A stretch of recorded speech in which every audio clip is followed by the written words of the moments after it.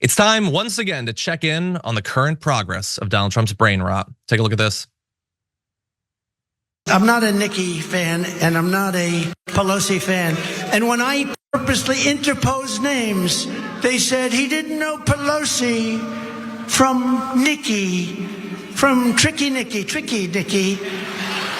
He didn't know. I interposed, and they make a big deal out of it. I said, no, I think they both stink. They have something in common. They both stink. They were interviewing him. He said, I've never had time to read a newspaper. It's a luxury because I work 29 hours a day. He was saying more than, I better check that because, when I say 29, meaning they worked more than 24. But if I say 29 without a perfect, begging Venezuela and others for oil, I said, you go out, you get a doctor, get a great doctor, get yourself fixed up, and we pay the bill. And nobody believed I got that through Congress. I got it through Congress, and we're saving thousands and thousands of people. Okay, so there's a lot there, obviously. I thought I knew world geography. I'm not familiar with Venezuela, but we're gonna move on. You might not know why that last clip is an example of brain rot. I mean, it sounds like he's talking about something important. He's talking about veterans needing health care, and he doesn't understand why people were so shocked when he rammed it through Congress.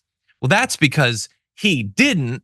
The bill he's talking about was signed in 2014 by President Obama before he'd ever even run for president. So, like if we're getting on people for not remembering the years of things and everything, sort of weird that he's giving himself credit for something that Obama did. But that's one fact check for you. I also want to fact check another thing. Look, I want to say that I love when people are lifelong learners, when they continue to try to learn as they go. And I think that a great way to do that in terms of vocabulary is like a word of the day calendar or something. But that's not what interpose means at all. What are you talking about? This is literally the definition of interpose. It has a meaning. In fact, it has a few different meanings and none of them come anywhere close to his thing about tricky Nikki, tricky Dicky.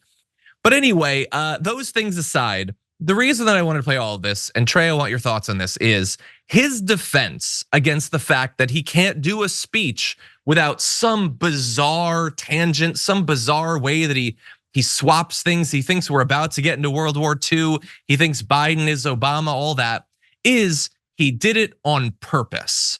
So when he kept saying that Nikki Haley was in charge of Capitol security on January 6th, he did it on purpose because she sucks and Nancy Pelosi sucks. They both suck. So, you just say one rather than the other.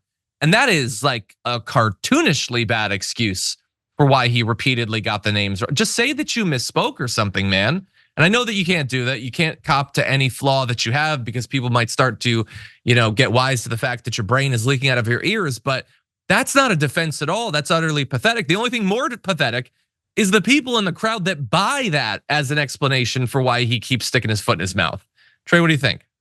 I mean, yeah, everything you said at the end there was what I was gonna, respond with. Basically, like, yeah, he's not ever gonna do that. He can't do that. He's fundamentally incapable of acknowledging any kind of, shortcoming or mistake. I don't ever remember hearing him even like allude to the idea of taking accountability for something, however minuscule that thing may have been. So like, he's not gonna do that. But like the other thing you said, the people in the crowd eat it up anyway and totally believe everything he says. So I mean, why would he do that? I saw like an article on this subject the other day where this like analyst, who I assume is some kind of conservative or whatnot, but they like, look at these types of things, body language and things like that. And they were saying that like Trump, because the question being asked was like, why does it seem like, generally speaking, people focus so much more on Biden doing things like this than Trump? Or like people who love Trump just go after Biden hardcore for making these gaffes and then act like Trump is of completely sound mind. How does that happen?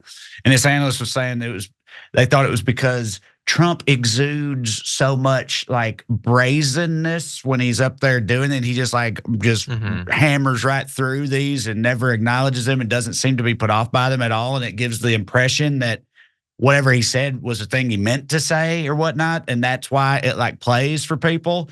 And I was reading that thinking like, that's just saying that he's too dumb to know how dumb he sounds, like to me, you know what I mean? Yeah. And but that could just be the answer, though.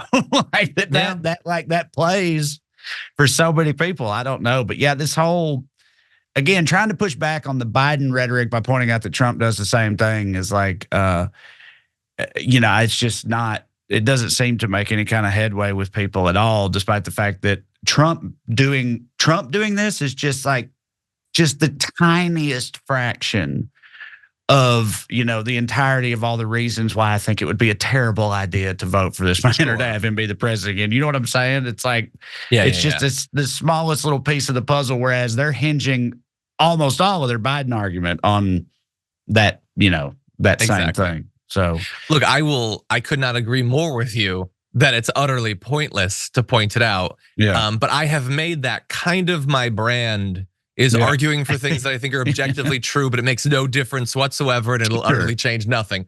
But I briefly feel a little bit better about it.